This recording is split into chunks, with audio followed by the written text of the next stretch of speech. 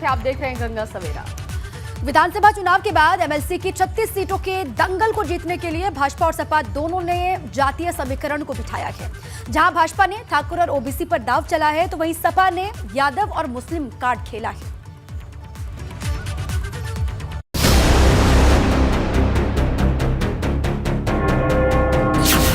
UP में MLC चुनाव का शोर, सियासी दलों का जाति वाला जोर, उच्च सदन की हाई फाई लड़ाई लौटकर साइकिल पुराने पैटर्न पर आई। उत्तर प्रदेश एक बार फिर चुनाव की दहलीज पर है। फिर एक बार भाजपा और सपा आमने सामने हैं। फिर एक बार राजनीति के महारथी मैदान में हैं। क्योंकि विधानसभा चुनाव की लड़ाई भले ही भाजपा ने जीत ली हो, लेकिन एमएलसी चुनाव की महाजंग कौन जीतेगा, इसको लेकर सपा और भाजपा दोनों ने अपने पत्ते खोल दिए हैं। जहां भाजपा ने सबसे ज्यादा ठाकुर चेहरों पर दांव चला, तो वहीं सपा ने यादवों पर दांव चला है। लेकिन बड़ी बात यह है कि भाजपा और सपा दोनों में से किसी ने भी दलित समुदाय से किसी को भी एमएलसी का प्रत्याशी नहीं बनाया।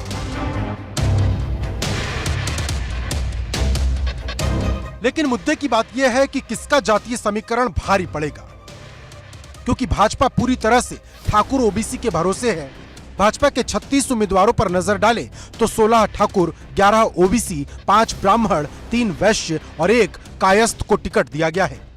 इसके साथ ही भाजपा ने सपा और कांग्रेस से आए दल बदलू नेताओं पर भी भरोसा जताया। सपा से आए शैलेंद्र सिंह को सुल्तानपुर से, सीपी चंद को गोरखपुर महाराजगंज से, रविशंकर पप्पू को बलिया से, नरेंद्र भाटी को बुलंदशहर से, तो रमा निरंजन को झांसी जालौन सीट से चुनावी मैदान में उतारा है।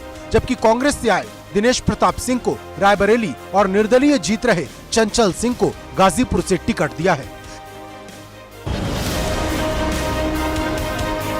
यूपी विधानसभा चुनाव के बाद भाजपा कॉन्फिडेंस से लबालब है और उसका ये कॉन्फिडेंस एमएलसी चुनाव में भी नजर आ रहा। क्योंकि नगर निगमों के चुनाव में, नगर पालिकाओं के चुनाव में, जिला पंचायत के पिछले चुनाव में भारी बहुमत से भारतीय जनता पार्टी विजयी रही है और इन चुनाव में बीजेपी को विधानसभा चुनाव की तरह एक व्यापक सफलता मिलने वाली है। और जिस प्रकार से जो मतदाता हैं उनका उत्साह भारतीय जनता पार्टी के प्रति है, मैं समझ सकता हूं कि मैं कह सकता हूं कि बीजेपी प्रचंड बहुमत के साथ जीतेगी। जबकि समाजवादी पार्टी विधानसभा चुनाव में मिली हार का हिसाब एमएलसी चुनाव से पूरा करने की तैयारी में है। इसके लिए सपा अपने पुराने पैटर्न पर लौटती दिख रही, क्योंकि जहां विधानसभा चुनाव में सपा ने यादव और मुस्लिम उम्मीदवार से थोड़ी दूरी बनाई थी, वहीं एमएलसी चुनाव में सपा ने यादव और मुस्लिम वाला ही दांव खेला। क्योंकि समाजवादी पार्टी ने 36 एमएलसी सीटों में से 34 पर अपने उम्मीदवार उतारे, जबकि 2 सीट अपनी सहयोगी रालोद के लिए छोड़ी। लेकिन जिन 34 सीट पर सपा ने उम्मीदवार उतारे, उनमें 19 यादव, 4 मुस्लिम, 4 ओबीसी, 3 ठाकुर, 3 ब्राह्मण और 1 जैन समुदाय से है। मतलब समाजवादी पार्टी फिर एक बार यादव मुस्लिम समीकरण के सहारे मैदान में है।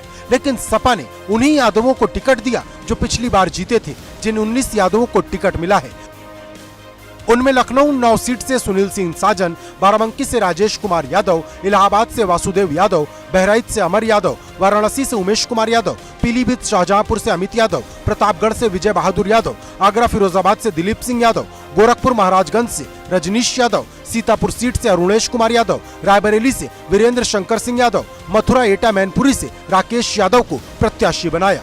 वहीं आजमगढ़ मऊ से राकेश कुमार यादव, जौनपुर से मनोज कुमार यादव, झांसी जालौन ललितपुर सीट से श्याम सुंदर यादव, कानपुर फतेहपुर सीट से दिलीप सिंह यादव, इटावा फर्रुखाबाद से हरीश कुमार यादव, बस्ती सिद्धार्थनगर से संतोष यादव और अलीगढ़ से जसवंत यादव के अलावा फैजाबाद से हीरालाल यादव को प्रत्याशी बनाया है। लेकिन मुद्दे की बात यह है कि 9 अप्रैल को होने वाली इस अग्नि परीक्षा में कौन पास होगा, क्योंकि विधान परिषद के चुनाव में जिसकी सरकार उसकी जय जयकार वाली कहावत है।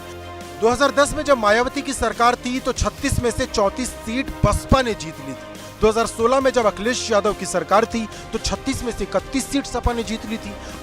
अब 22 की जंग में भाजपा कितनी सीट जीतेगी और सपा की साइकिल कितने मील चलेगी, इस पर पूरे प्रदेश की नजर टिकी है, क्योंकि इस चुनाव में दोनों पार्टियों के जातीय समीकरण की भी परीक्षा है, जिसका असर 2024 के फाइनल पर भी होगा। Bureau report, ABP Ganga.